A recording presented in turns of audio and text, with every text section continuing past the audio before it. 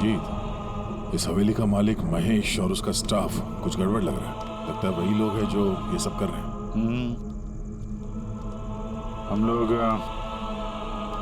अलग अलग रूम में जाएंगे, अकेले।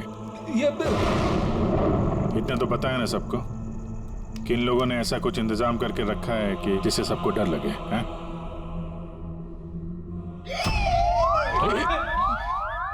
पंकज, बी वेरी केयरफुल, है ना? इस हवेली में 2 लोगों की मौत हो चुकी है। कुछ भी हो सकता है कभी भी, इसलिए चौकन्ने रहना, ठीक है? हाँ सर। हर चीज को ध्यान से देखना है, ठीक है? Be alert.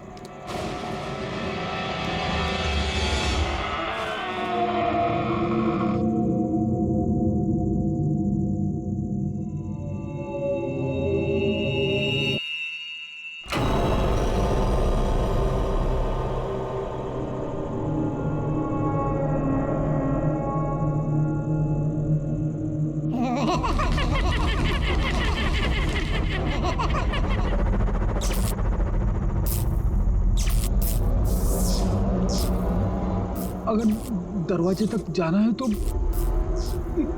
सबको पार करके जाना होगा।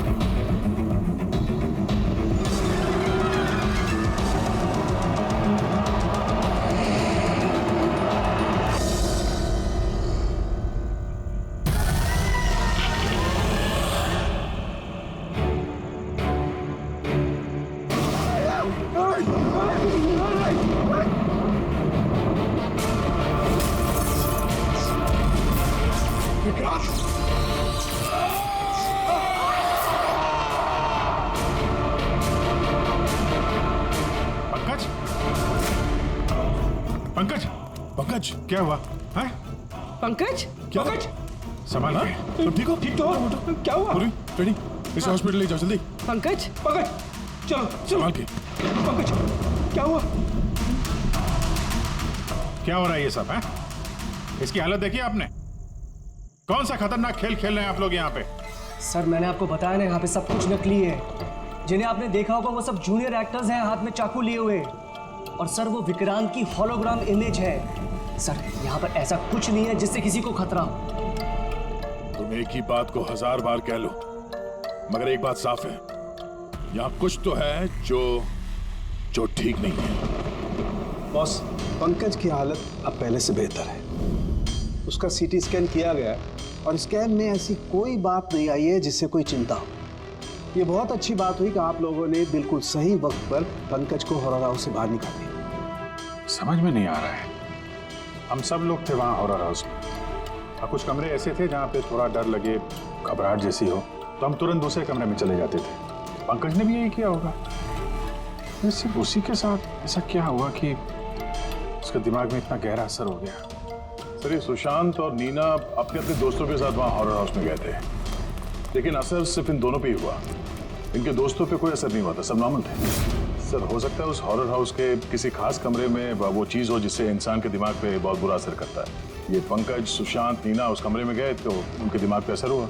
बाकी के लोग उस कमरे में गए नहीं तो असर हुआ नहीं होगा। हो सकता है गया, हो सकता है, पर कौन से कमरे में, ये कमरा कौन सा है, ये तो पता लगना चाहिए। सर, मुझे वहाँ पे विक्रांत की डायरी मिली। जिस दिन उसने अपनी फैमिली का खून करके आत्महत्या की, उसके कुछ दिन पहले इसने लिखा है,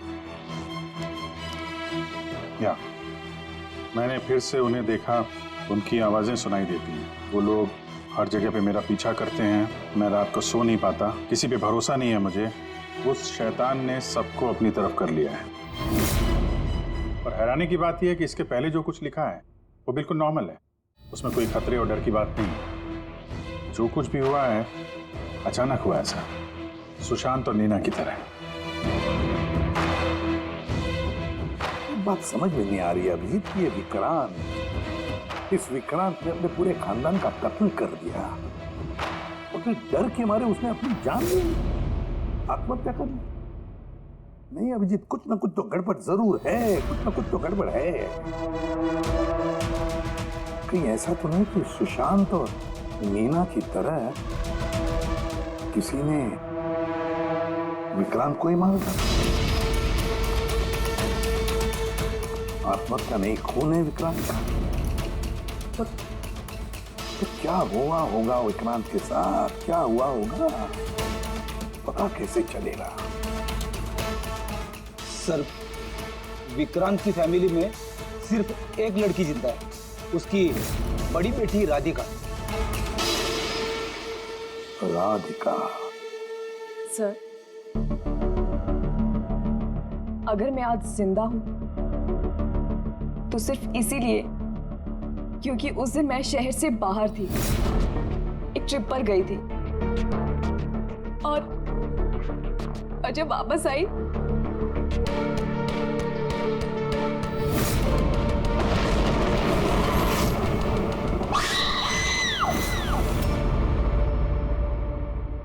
उनकी डायरी पढ़ी थी हमने, उससे पता चला कि 10 सितंबर से पहले वो बिल्कुल नॉर्मल थे।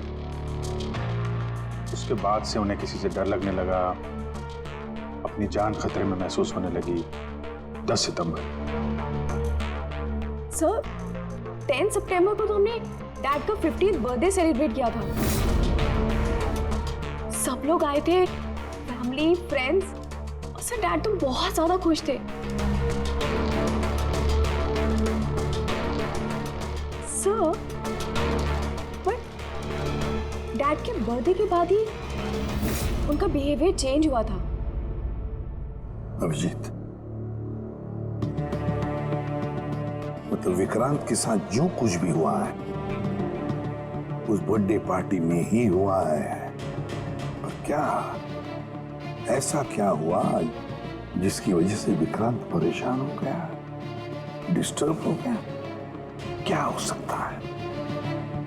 राधिका, आप बता सकती हैं उस दिन बर्थडे में कौन कौन आया था? में विक्रांत बिल्कुल नॉर्मल लग रहा था, लेकिन लेट नाइट को उसका किसी के साथ तो झगड़ा हुआ। मैंने दूर से देखा था, बहुत जोर जोर से बहस हो रही थी। किसके साथ? अजय, विक्रांत का बेस्ट फ्रेंड। विक्रांत कैसा आदमी? साहब, बहुत बड़ी गलती कर दी मेरे माँ बाप ने, अपनी बेटी की शादी विक्रांत से करवा के। साहब, उसे नहीं जीना था तो वो खुद मर जाता, लेकिन मेरी बहन और बच्चों को मारने की क्या जरूरत थी? विक्रांत के मरने के बाद तो सारी प्रॉपर्टी राधिका के नाम पे चली गई होगी ना? नो सर, विक्रांत के बिजनेस में या उसकी प्रॉपर्टी में राधिका का कोई इन्वॉल्वमेंट नहीं था। उसके परिवार के बाद वो पूरी टूट चुकी थी। एक रुपया नहीं हुआ था सर उसे, बल्कि ज्यादातर पैसा उसने चैरिटी के लिए दे दिया। और विक्रांत का बिजनेस? सर, उनके कजन है दीपक, वो संभालते हैं। दीपक जी, विक्रांत की मौत के बाद उसके पूरे बिजनेस की कमान तुमने संभाल ली है ना? क्योंकि विक्रांत की फैमिली में कोई बचा ही नहीं, सिर्फ राधिका के सिवा। और राधिका ने बिजनेस और बाकी सारे प्रॉपर्टी में से अपने आप को दूर कर लिया था, इसलिए, है ना? जी, सभी को मालूम है कि विक्रांत मेरा कजिन था और किसी को तो जिम्मेदारी लेनी ही थी, लेकिन ये सब आप मुझसे क्यों पूछ रहे हैं? देखिए, विक्रांत और उसकी फैमिली के साथ जो भी हुआ उसका अफसोस सबको है। वो एक हादसा था, साजिश नहीं। आप लोगों को लगता है कि विक्रांत ने आत्महत्या नहीं की, मर्डर किया है किसी ने उसका। मैंने मारा है उसे और सुपारी देकर ये काम मैंने करवाया है। सर, वो मेरा बहुत जिगरी यार था, जिगरी। हम दोनों के बीच में बिल्कुल एकदम भाइयों जैसा प्यार था सर। तो हमें तो पता चला है कि काफी समय से तुम दोनों की दोस्ती में काफी दरार पड़ गई। दरार? नहीं सर। सर, वो क्या है ना कि फ्रेंडशिप के बीच में जो तकरार होती है और प्रॉब्लम्स होती है, बस वैसे ही कुछ हुआ था। लेकिन सर, बाद में हमने पैचअप कर लिया था। सर मेरी बात जरा गौर से सुनिए कि अगर हम दोनों के बीच में दोस्ती नहीं होती तो क्या वो मुझे पार्टी में इनवाइट करता? राइट। और उसी पार्टी में तुम्हारा जबरदस्त झगड़ा भी हुआ था विक्रांत के साथ। झगड़ा? हमारे पास एक गवाह है। नहीं सर, नहीं, झगड़ा नहीं हुआ था। वो क्या था कि 3-4 पैक अंदर जाने के बाद बस हम दोनों हाइपर हो गए थे और उसके बाद हम दोनों में बहसाबाजी शुरू हो गई थी। That's it. हद करते हैं मैम आप लोग। पूरी दुनिया जानती है कि विक्रांत ने अपनी फैमिली का मर्डर करके खुद सुसाइड कर लिया। हो सकता है उसकी कोई बहुत बड़ी प्रॉब्लम हो, पुलिस ने भी ये केस क्लोज कर दिया है, तो आप फिर क्यों 2 साल बाद मुझे इस केस में फंसाना चाहती हैं? I mean, मैं ऐसा क्यों करूंगी? देखिए, हमें तो बस इतना पता चला है कि विक्रांत की कंपनी में बरसों काम करने के बाद भी आपको प्रमोशन नहीं मिला। इनफैक्ट विक्रांत तो आपको नौकरी से निकालना चाहते थे, और फिर अचानक विक्रांत की मौत के बाद आपकी फाइनेंशियल कंडीशन काफी बेहतर हो गई। हाँ, तो मतलब आप ये कहना चाहती हैं कि मैंने विक्रांत का खून करके उसकी पूरी प्रॉपर्टी पर कब्जा कर लिया? Is that you want to say? आप लोगों को लगता है कि मैंने विक्रांत को उकसाया कि अपनी फैमिली को मारकर खुदकुशी कर ले। इस बात का आपके पास कोई सबूत है, कोई गवाह है? दीपक, विक्रांत की 50वें सालगिरह की पार्टी में तुम तो गए थे, है ना? फिर गिफ्ट भी लेकर गए हो। अब 50वां बर्थडे जो था, क्या क्या लेकर गए थे, जरा बताओ तो। अजी, 2 साल में मैंने कई लोगों को अलग अलग गिफ्ट दिए हैं। कैसे बता पाऊंगा कि विक्रांत को क्या दिया था?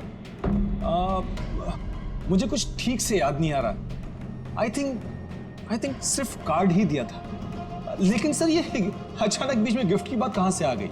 और मुझे नहीं याद कि मैंने उसे क्या गिफ्ट दिया था। ये 2 साल पहले की बात है मैम। और फिर किसी को कोई गिफ्ट देना कोई गुनाह थोड़ी है।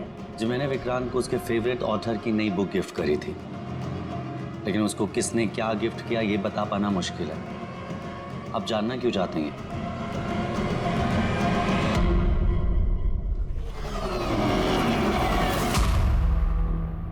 इन सबसे पूछताछ कर लिया सर। ये चारों लोग, अजय, दीपक, दिव्या, नंदन, चारों गड़बड़ लग रहा है। सर, इन लोगों से सच उगलवाना बड़ा मुश्किल है। हाँ सर, 2 साल हो गए हैं इस बात को। कोई सबूत, गवाह मिलना थोड़ा मुश्किल है। इसी बात का फायदा उठाया है इन लोग। अगर इतना तो तय है कि इनमें से कोई एक झूठ बोल रहा है, और वही है विक्रांत का कातिल। अभिजीत, फिर भी एक सवाल उठता है कि अगर किसी ने भी एक चीज गिफ्ट दी है जिसकी वजह से इंसान का दिमाग खराब होता है, तो फिर विक्रांत का ही दिमाग खराब क्यों हुआ उस चीज की वजह से? वहां पर और भी तो लोग थे उस घर में, उनको कैसे कुछ नहीं हुआ? हाँ सर, विक्रांत के परिवार में 5 लोग थे, नौकर चाकर अलग।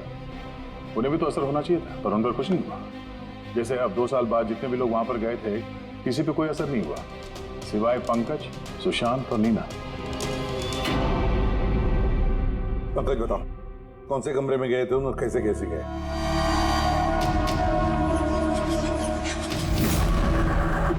ये कॉरिडोर था सर।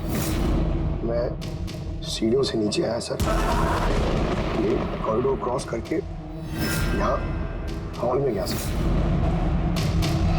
हॉल में सर फिर वो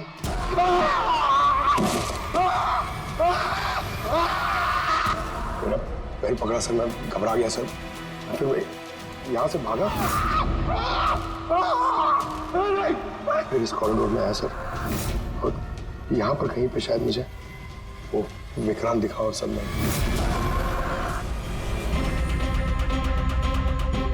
हाँ सर, पंकज हमें यहाँ इस कॉरिडोर में मिला था यहाँ पर, और नीना को उसके दोस्तों ने भी इसी जगह पे देखा था, और सुशांत भी यहाँ इसी जगह पे मिला। तो सर वो जो कुछ भी है जिसकी तलाश है हमें, शायद यहाँ आसपास कहीं होना चाहिए। ऐसे वो हो क्या सकता है? वहां पर तो एंटीक्स, पेंटिंग्स, न जाने क्या क्या था। ऐसी कौन सी चीज है जिसकी वजह से वो लोग मारे गए? सर, विक्रांत की मौत 2 साल पहले हुई थी और इन दोनों की मौत अभी अभी हुई है 2 साल बाद। ऐसी कौन सी चीज है वहां पे जिसकी वजह से ये सब मौतें हो रही है? तो क्या चीज है कातिल जानता है।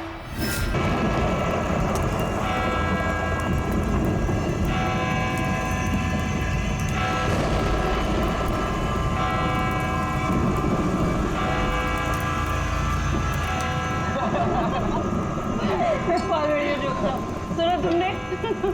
अंगेज मामा, ये लुक लाइक अ मंकी। ये हर बार छेड़ती है मुझे। अरे प्लीज फिर से तुम्हारी कैट पैट। मामा ये भी मुझे बोलता रहता है।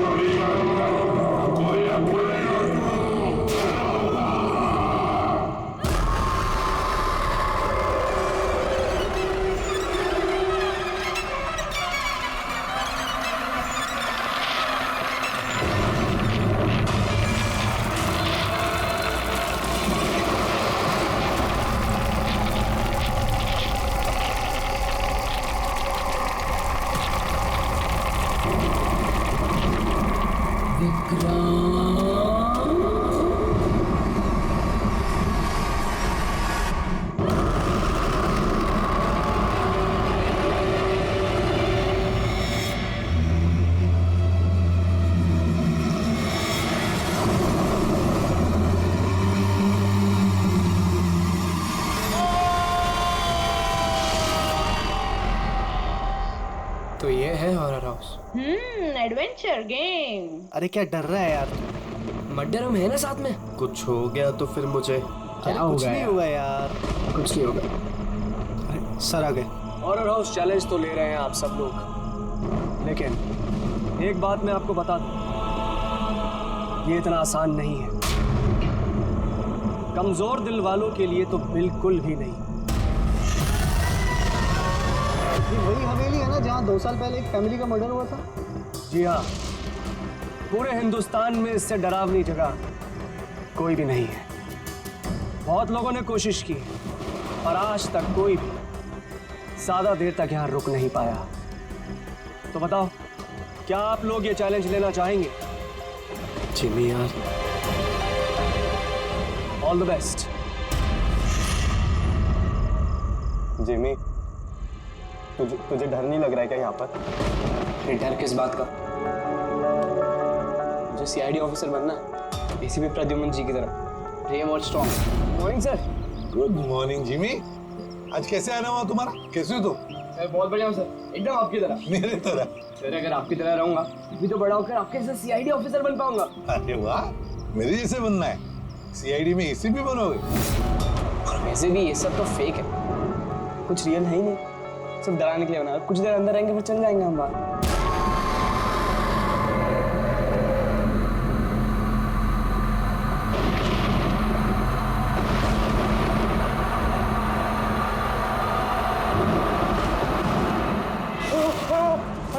रोहित खोलना। जिमी ठीक है, जिमी तो अब यहाँ से हम लोगों को अलग अलग जाना है। Jimmy see you later Sushant. अरे Jimmy please open the door. Jimmy कुछ नहीं होगा। Rohit guys please come back guys.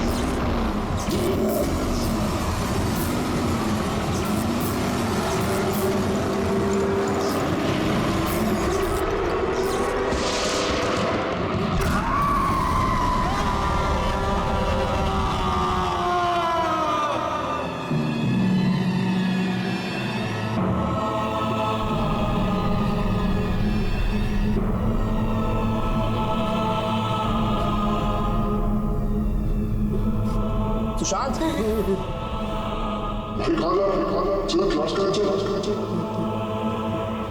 शांत क्या हो गया? कल रात को तेरी मॉम का भी कॉल आया था। मुझे 2 दिन से बहुत अजीब न्यूज़ मिल रहा है, बात नहीं कर रहा, कुछ नहीं कर रहा। कुछ तो बोल। तू चल क्लास के लिए चल। कुछ तो प्रॉब्लम है।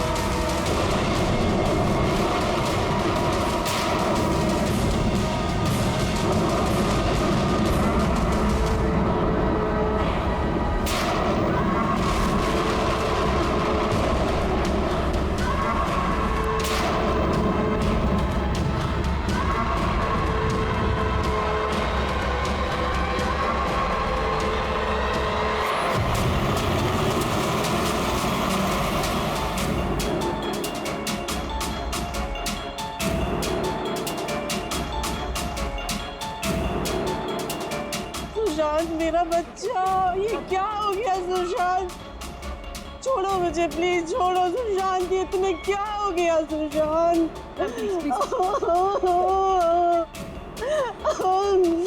जिमी, मेरा बच्चा। अब मुझे ठीक से बता, क्या हुआ? ये सब कैसे हुआ?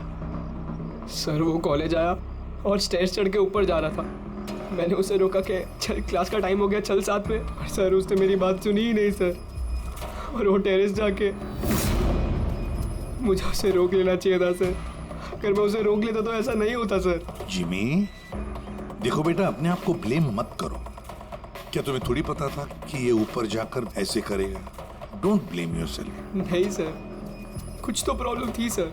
पिछले 2 दिन से सुशांत ऐसा ही है सर। ना किसी से बात करता है, बहुत अजीब बिहेव कर रहा था सर। मुझे उससे बात करनी चाहिए थी। अगर मैंने बात की होती तो सर शायद कुछ। अच्छा, ये पिछले 2 दिन से क्या? हुआ क्या था? क्या प्रॉब्लम क्या थी? हैं? हम लोग सर उसको हॉरर हाउस लेकर गए थे। उसका मन नहीं था जाने का, फिर भी उसको फोर्स करके लेके गए थे सर। सुशांत, भाई भाई क्या हुआ? सुशांत! तो तुम्हारा मतलब है कि हॉरर हाउस जाने के बाद से ही सुशांत? हाँ सर, कुछ तो हॉरर हाउस में ही हुआ था सर। हम सब भी डरे हुए थे, लेकिन सुशांत कुछ ज़्यादा ही डरा हुआ था सर। हम उसको सुबह उसके घर पर छोड़ने भी गए। हमें लगा था कि सोने के बाद ठीक हो जाएगा, लेकिन नहीं सर, परसों रात को ही उसके साथ कुछ हो चुका था सर। भाई मेरी बात सुन, तू सो जा, वो सिर्फ एक गेम था। हमने वहाँ जो कुछ भी देखा वो उसमें से कुछ भी रियल नहीं था, सब फेक था। मेरी बात मान। नहीं जिमी भाई, मेरी बातों का यकीन कर, कुछ भी फेक नहीं था, सब असली था भाई। वहाँ पे कुछ तो था भाई। वो अभी भी मेरे साथ है। वो नहीं छोड़ेगी भाई मुझे, वो मुझे नहीं छोड़ेगी। उसके बात करने के तरीके से मुझे लगा कि वो भी डरा हुआ है, लेकिन नहीं सर, सुशांत सही था। उसे किसी ने मार दिया सर, और वो बचा नहीं पाया उसे। किसी ने मार दिया सर सुशांत को सर।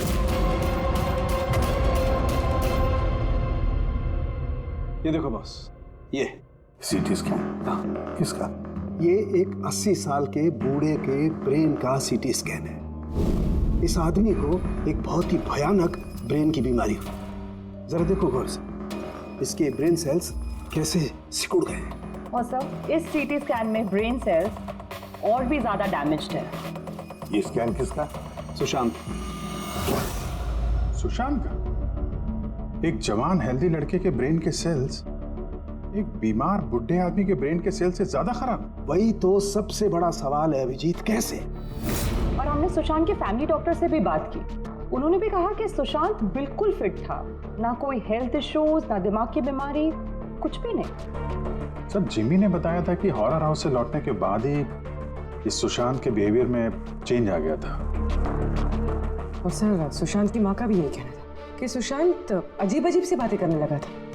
उसे लगता था कि उसके आसपास कोई है जो उसे मारना चाहता है, पर ऐसा कुछ भी नहीं था। और सिर्फ 2 दिन में सुशांत को स्किज़ोफ्रेनिया के सिम्टम्स होने लगे। इम्पॉसिबल। अभिजीत, जिमी की बात सही हो सकती है। ये कोई आत्महत्या नहीं, खून है, खून। पर खून कैसे?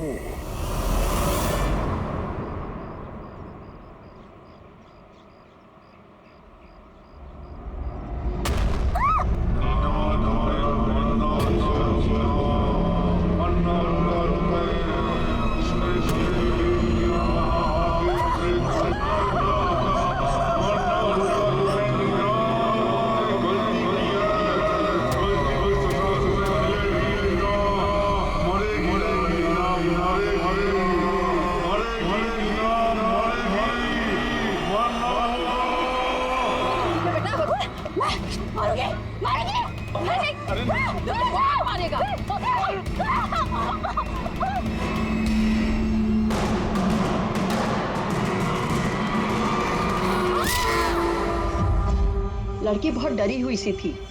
ऐसा लग रहा था कि कोई इसका पीछा कर रहा है। अजीब अजीब सी बातें कर रही थी। हम लोग तो इसकी मदद कर रहे थे, हम लोगों को देखकर भागने लगी और गाड़ी के सामने आ गई। तुम लोग नीना के फ्रेंड्स हो ना, तो तुमने कभी इसे अजीब सा बिहेव करते हुए देखा है? बिल्कुल ठीक थी वो, पर आज जब वो कॉलेज आई बिल्कुल बदली हुई सी बिहेव कर रही थी। पूछने पर कुछ बताया भी नहीं उसने, फिर अचानक से क्लासेस छोड़ के चली गई। मतलब कल तक सब कुछ ठीक था, तो कल और आज के बीच ऐसा क्या हुआ कि वो इस तरह से बिहेव करने लगे? कल रात को हम हॉरर हाउस में गए थे और नीना बहुत ज़्यादा डर गई थी। हमें लगा कि रात भर आराम से सोएगी तो सुबह तक ठीक हो जाएगी। एग्जैक्टली हुआ क्या था वहाँ पे? सर, वो नीना वहाँ पे अचानक से बेहोश हो गई थी। Nina Nina Nina Nina Nina, are you okay? उसके बाद से एकदम अजीब बिहेव करने लग गई। नीना से लगता था जैसे उसे कोई मार देगा। क्या हुआ?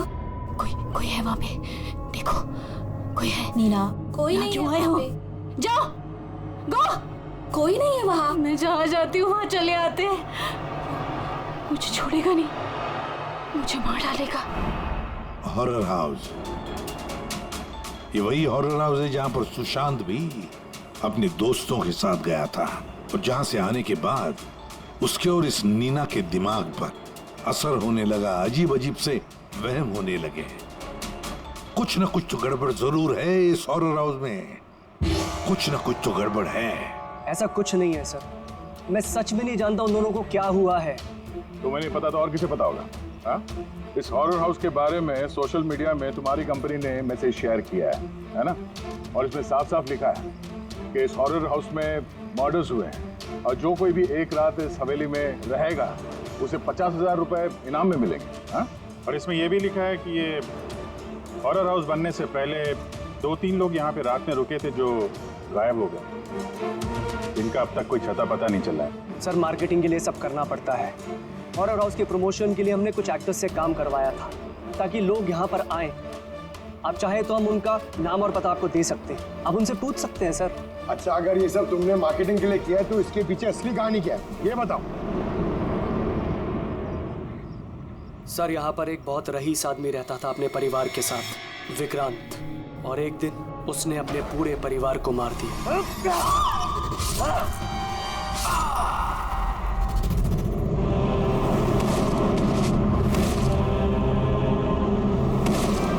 मुझे मार दिया, सबको मार दिया मैंने, सबको मार दिया मैंने।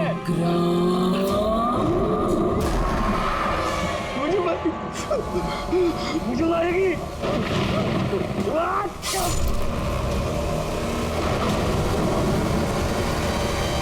हाँ सर, विक्रांत के बारे में मैंने न्यूज में देखा था। सर ये जगह वैसे ही भूत बंगले के नाम से बदनाम थी, तो क्यों ना इससे कुछ पैसा कमाया जाए। तो स्कूल और कॉलेजेस के बच्चों को ये चैलेंज देकर तुमने पैसा कमाने का नया तरीका निकाला। हाँ? मगर तुमने सोचा तुम्हारे लालच ने 2 बच्चों की जान ले ली। सर आपको पता है ना हॉरर हाउस क्या होता है? यहाँ पर सब कुछ नकली होता है सर। डराने के लिए डेड बॉडीज की जगह नकली एक्टर्स होते हैं, खून की जगह लाल रंग होता है, लाउड नॉइजेस होती है, दैट्स इट। सर ऐसी कोई भी चीज नहीं होती जिससे किसी को खतरा हो। सर डॉक्टर सालुंके का मैसेज है। नीना के सीटी स्कैन से पता चला कि उसके ब्रेन सेल्स बहुत तेजी से उसी तरह डैमेज हुए हैं जैसे सुशांत के केस में हुए थे। अब बोलो, अगर ये सब नकली है, नाटक है, तो किसी के दिमाग पे इतना बुरा असर कैसे पड़ सकता है? हा? सर मुझे इसके बारे में कुछ नहीं पता, मैं सच कह रहा हूँ। ठीक है, आज रात इस हॉरर हाउस में हम लोग रुकेंगे। पता तो चले बिजनेस के नाम पे यहाँ पे कौन कौन सा खेल खेला जा रहा है। सीआईडी की टीम ने ये कहा है कि उस रात पार्टी में जो कुछ हुआ वो हमसे एक बार फिर जानना चाहती है। इसी जगह जहाँ पार्टी हुई थी कि एग्जैक्टली हुआ क्या था, उस रात कौन कहाँ था और क्या कर रहा था। अरे एसीपी सर अभी तक क्यों नहीं आए? मैं इससे ज्यादा इंतजार नहीं कर सकता। एक काम करते हैं, एसीपी सर को कॉल कर लेती हूँ। प्लीज। अरे तुम लोगों को जो कुछ करना है करो, मैं तो चला। मैं यहाँ एक पल भी नहीं रुकूंगा, आज एक पल भी नहीं रुकना मुझे। अरे सुनो यार।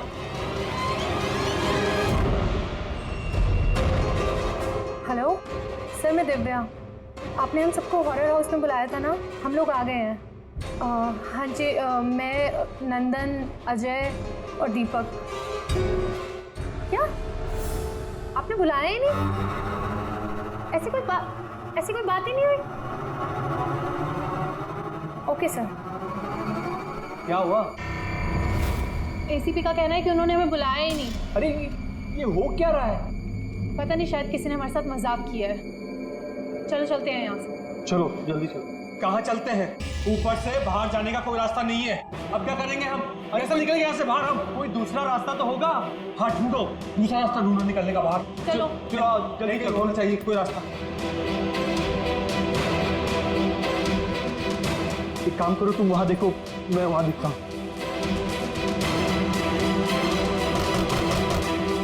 अरे कोई है? प्लीज दरवाजा खोलो।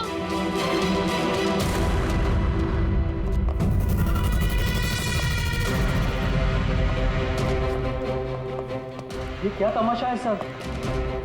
आप क्यों परेशान कर रहे हैं हमें? परेशान नहीं कर रहे थे, सिर्फ परीक्षा ले रहे थे। और परीक्षा का रिजल्ट भी आ गया, पता चल गया है उन्हीं कौन है।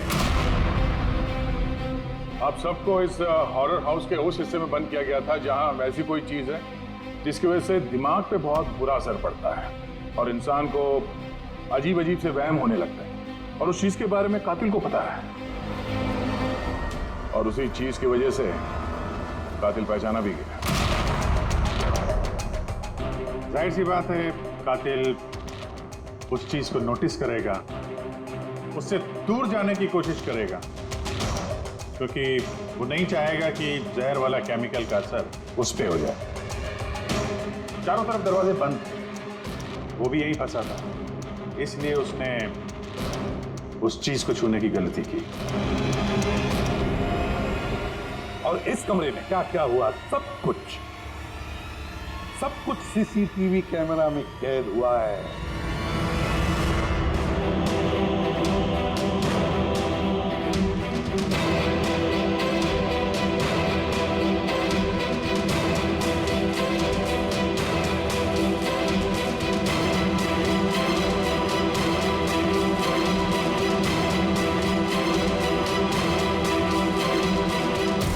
सबको लगता था कि विक्रांत एक अच्छा इंसान है, लेकिन ये सच नहीं था।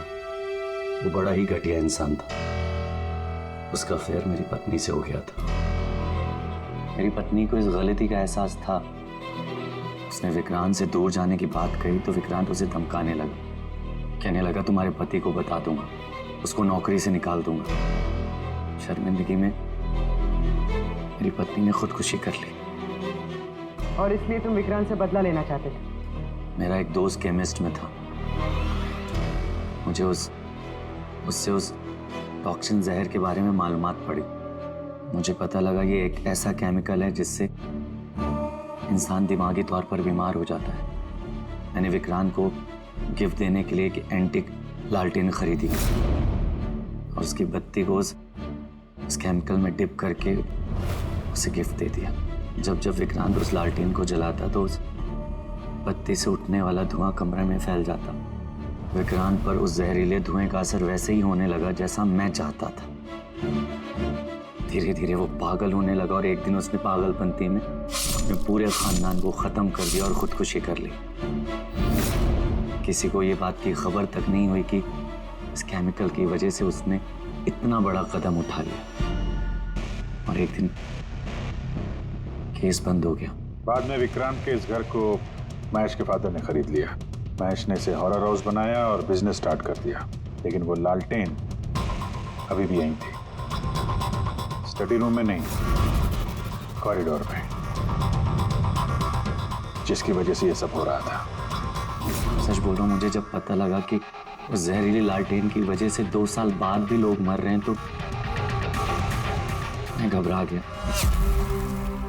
मैं रिस्क नहीं लेना चाहता था लालटेन को यहाँ से निकालने की। नंदन हर मुझे भी यही सोचता है कि उसने बड़े चालाकी से अपने काम को अंजाम दिया और अब उसे कोई पकड़ नहीं सकेगा। लेकिन सारे के सारे मुजरिम यही भूलते हैं कि कानून को कोई ज्यादा देर तक धोखा नहीं दे सकता। एक न एक दिन तो वो पकड़ा जाता ही है। नंदन, तुम्हारे इस बदले की आग में कितने सारे लोगों की जानें ले ली। कानून तुम्हें कभी माफ नहीं करेगा। कड़ी से कड़ी सजा होगी तुम्हें, फांसी होगी तुम्हें, फांसी।